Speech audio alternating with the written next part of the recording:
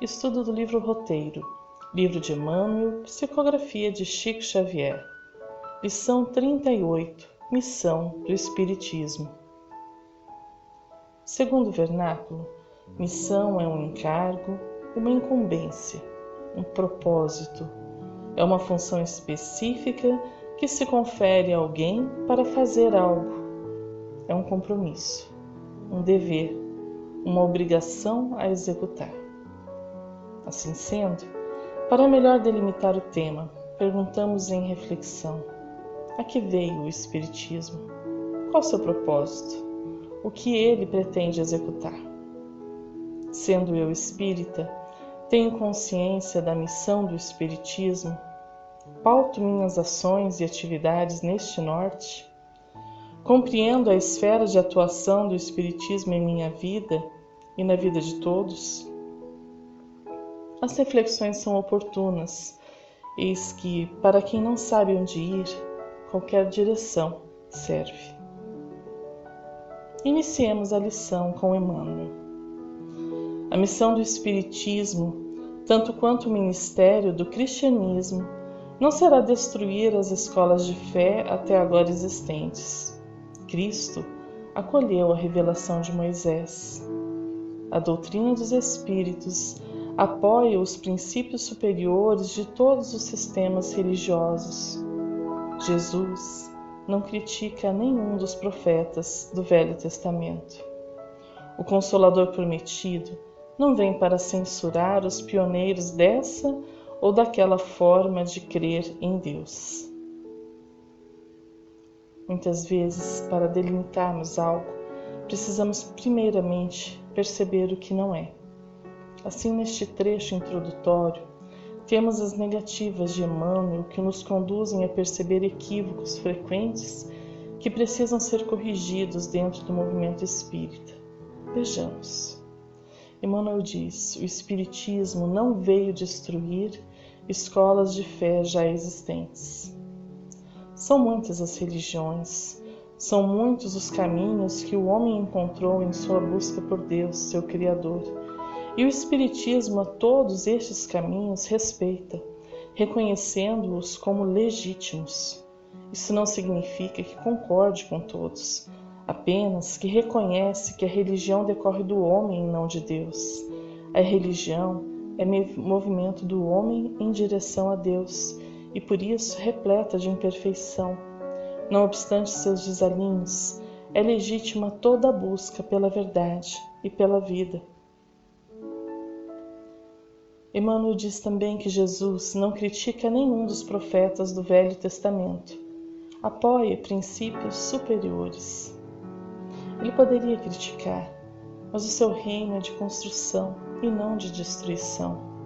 Assim, o Espiritismo, sendo o cristianismo um redivivo e tendo em Cristo seu modelo e guia, não busca na crítica o seu alicerce, mas na vivência amorosa que agrega, acolhe e consola. Também nos diz a lição que o Espiritismo não vem para censurar essa ou aquela forma de crer.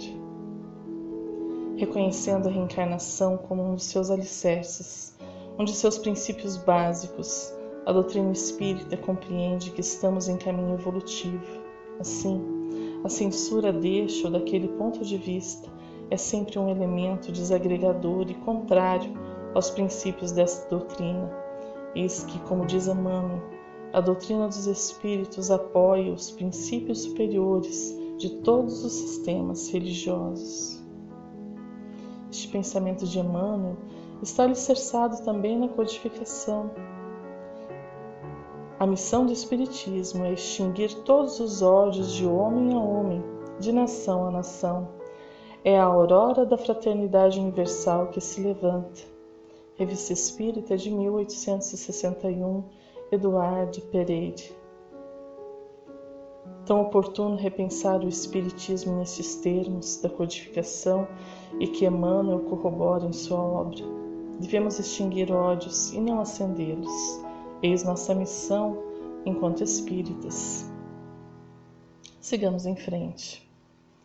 O Espiritismo é, acima de tudo, o processo libertador de consciências a fim de que a visão do homem alcance horizontes mais altos. Há milênios, a mente humana gravita em derredor de patrimônios efêmeros, quais sejam os da precária posse física, atormentada por pesadelos carnais de variada espécie. Guerras de todos os matizes consomem-lhe as forças. Flagelos de múltiplas expressões situam-lhe a existência em limitações aflitivas e dolorosas. Após alguns exemplos negativos, Emmanuel nos oferece então afirmativas do que é a missão do Espiritismo. Reflitamos nessas expressões a fim de alcançarmos melhor entendimento. Ele nos diz que o Espiritismo é um processo libertador de consciências. Liberdade de pensamento ou liberdade de consciência, de opinião, de ideia, é a liberdade que os indivíduos têm de manter e defender sua posição sobre um fato, um ponto de vista ou uma ideia, independente das visões dos outros. Consta na Declaração Universal dos Direitos Humanos, em seu artigo 18, que expressa que todas as pessoas têm direito à liberdade de pensamento, consciência e religião. Ele é diferente e não deve ser confundido com a liberdade de expressão. A liberdade de consciência complementar está intimamente ligada a outras liberdades, como a liberdade de expressão e a liberdade religiosa. Por muito tempo, o homem viveu cercado de regras, e muitas delas eram apenas cumpridas em decorrência do medo da punição.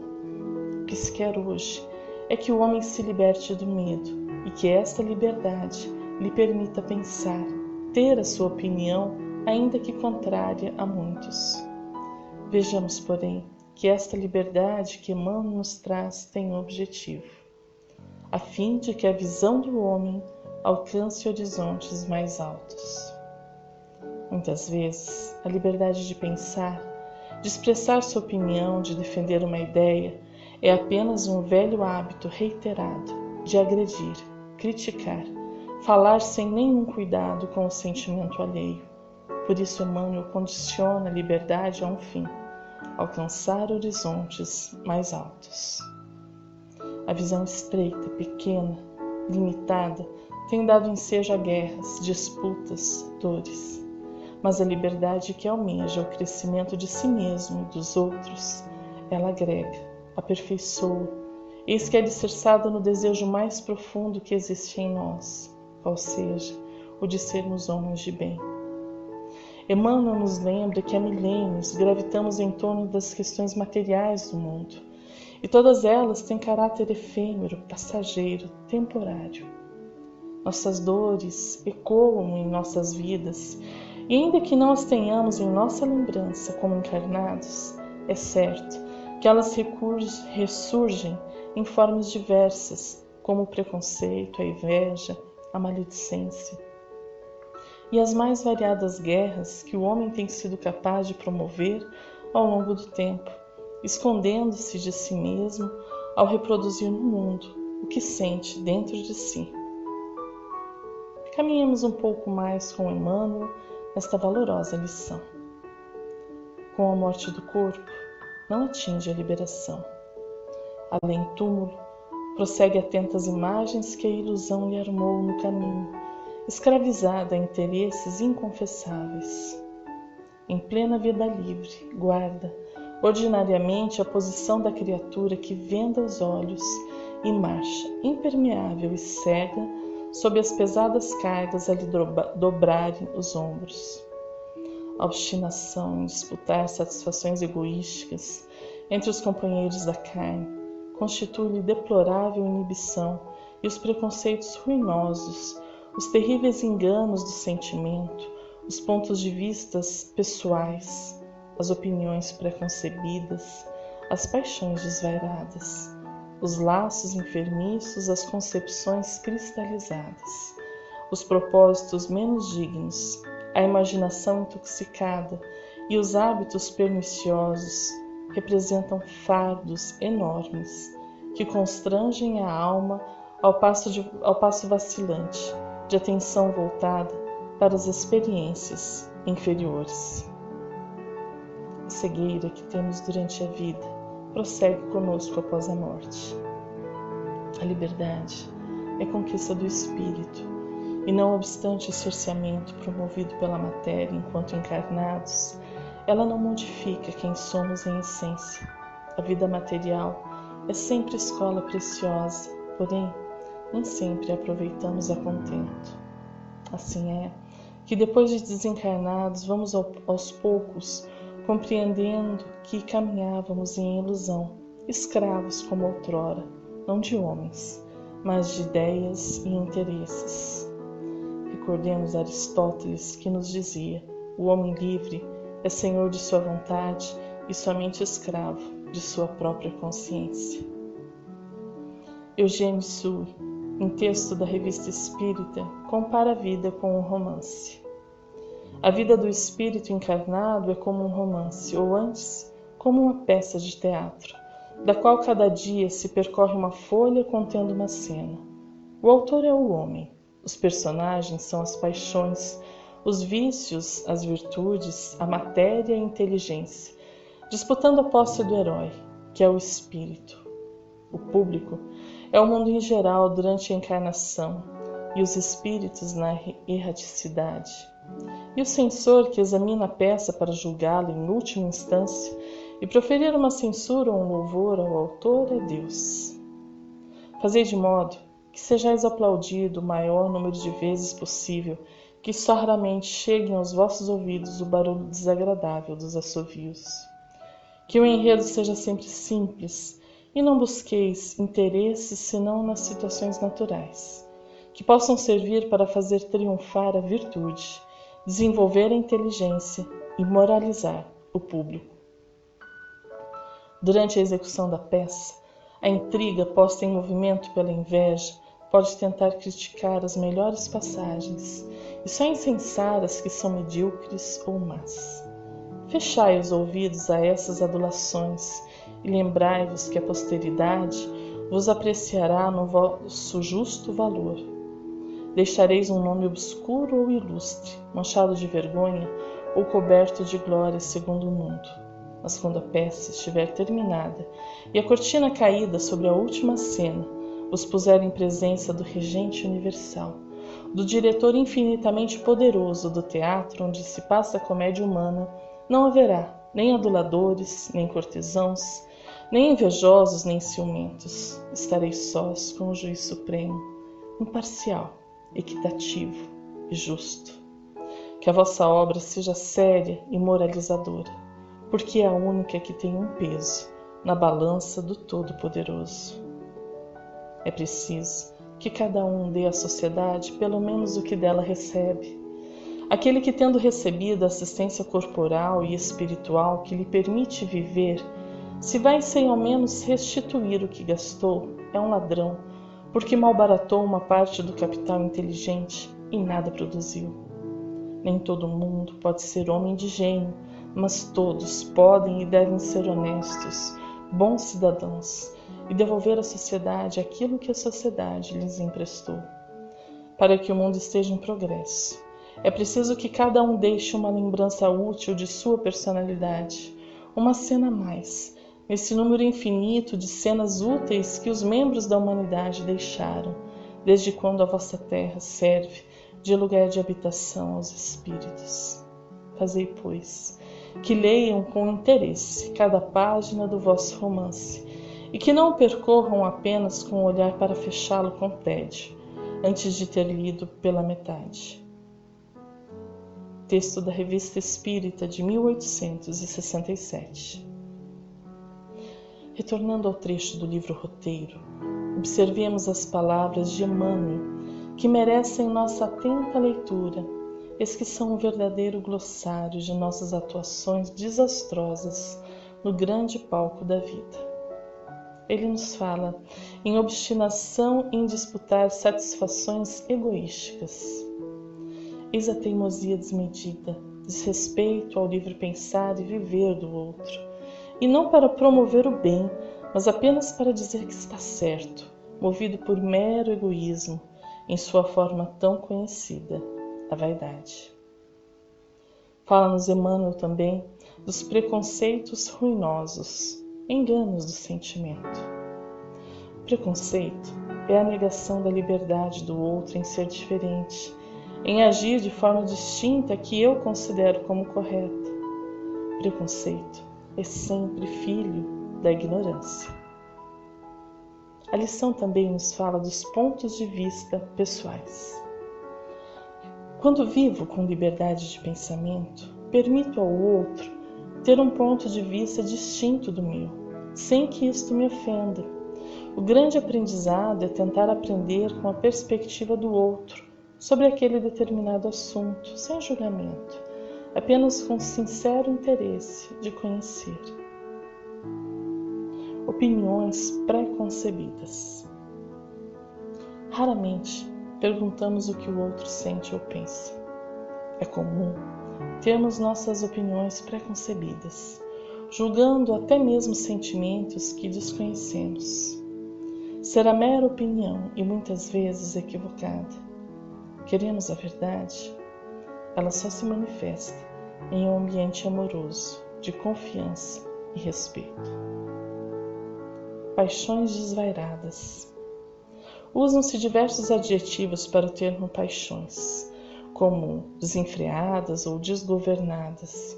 Isso se dá porque as paixões são como carros ou cavalos, necessitam de comando, de controle, não podem andar como querem, sem limites. Não há liberdade onde a paixão governa, a subjugação por um sentimento que se encontra em desequilíbrio. Laços enfermiços. Precisamos de laços afetivos para viver. Não raro, porém, nossas relações afetivas estão adoecidas, eis que levamos a elas nossos sentimentos bons e ruins. Concepções cristalizadas. A doutrina espírita, tendo como missão a liberdade de pensamento do homem, vem auxiliá-lo quanto a estas velhas concepções e formas de ver o mundo que nos cercam. Precisamos, porém, de grande discernimento para verificar as incoerências de nossa fala com nossa vivência. Muitas vezes agimos de forma equivocada, sem ao menos perceber, e apenas um espírito que esteja profundamente envolvido em sua reforma íntima poderá perceber e criar novos caminhos, abandonando assim as concepções de outrora. Continua a lição falando dos propósitos menos dignos. Diz o ditado popular que de boas intenções o inferno está cheio. Muitas vezes determinada postura aparenta ser boa e útil, quando na verdade é apenas exteriorização da vaidade e do egoísmo. Sondemos sempre o que nos motiva a agir e pensar, e encontraremos a oportunidade de conduzir a nossa vida pautando-nos no bem. Fala-nos também a lição da imaginação intoxicada. O pensamento é alimentado diariamente, e o que consumimos pode nos auxiliar ou nos adoecer. Há muitos filmes, programas, músicas que parecem inofensivos, porém guardam e defendem ideologias das quais discordamos. Já não basta o homem viver, é preciso a tudo e a todos olhar e refletir, ou nas palavras do Cristo, separar o joio do trigo. Hábitos perniciosos. Hábito é algo dificílimo de ser modificado, isso que parece inerente à nossa forma de viver. Não obstante, novos hábitos podem ser criados. Nossa mente estará apta a novos horizontes se tivermos a força moral de persistir no bem e na moral elevada. Um bom hábito sempre nos auxiliará a deixar os ruins. Em verdade, somos ainda romances mal acabados, páginas em construção. E sabedores de nossa inferioridade, eis que temos a oportunidade de alcançar a liberdade.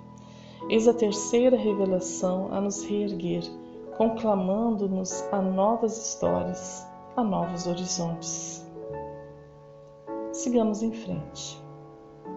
A nova fé vem alargar-lhe a senda para mais elevadas formas de evolução. Chave de luz para os ensinamentos do Cristo.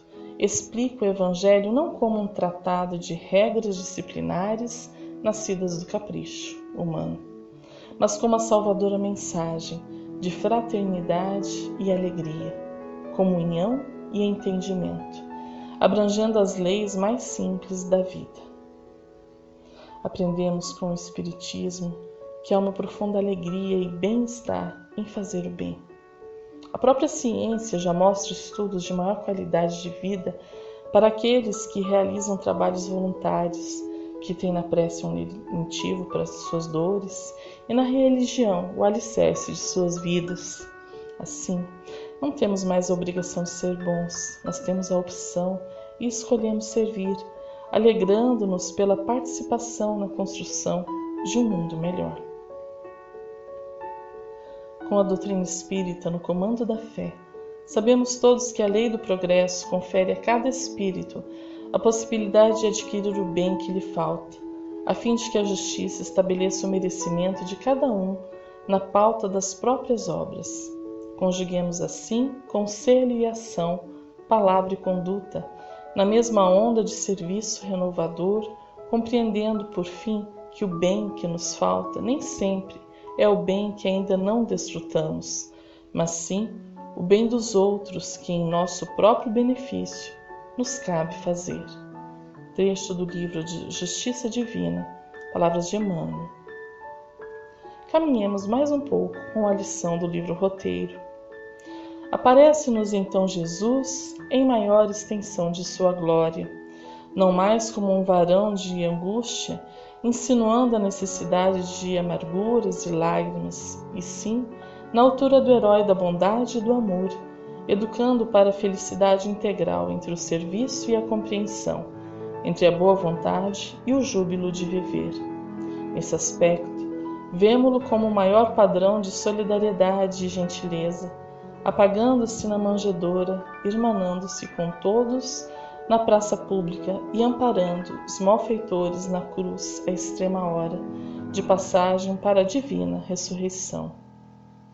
Ao olharmos para Jesus com renovado interesse em ouvir os seus conselhos e tentar praticar seus ensinamentos, vamos aos poucos descobrindo-nos pessoas alegres, felizes nas coisas simples da vida. Ter deixa de ser algo importante e nos alegramos quando o nosso ser atravessa as fronteiras do egoísmo para fazer algo bom, desinteressadamente. Ainda no mundo, muitos que olham para o Mestre Jesus no madeiro, relembrando apenas a sua morte e suas dores. O espírita e todo cristão sincero, porém, é convidado a ver-lhe as luzes, a bondade, o amor e o perdão. Sobre o Cristo ensina-nos Alexandre Melo Moraes. Seu programa divino é espelhar-se no Evangelho, que lhe reúne as boas novas da salvação, preconiza a fraternidade ao invés do egoísmo, a renúncia edificante em vez da posse inútil, o perdão em lugar da vingança, o trabalho com a supressão da inércia, a liberdade com o ouvido da escravidão e o auxílio à felicidade dos outros como garantia da própria felicidade. Trecho do livro Vozes do Grande Além. Encerrando a lição. O Espiritismo será, pois, indiscutivelmente, a força do cristianismo em ação para reerguer a alma humana e sublimar a vida.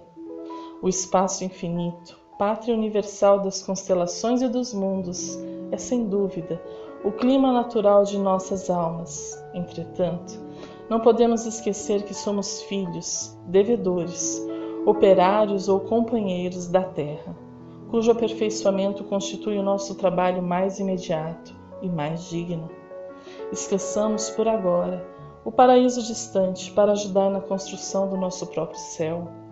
Interfiramos menos na regeneração dos outros e cogitemos mais de nosso próprio reajuste perante a lei do bem eterno e servindo incessantemente com a nossa fé a vida que nos rodeia, a vida por sua vez nos servirá, infatigável, convertendo a Terra em estação celestial de harmonia e luz para o acesso de nosso espírito à vida superior.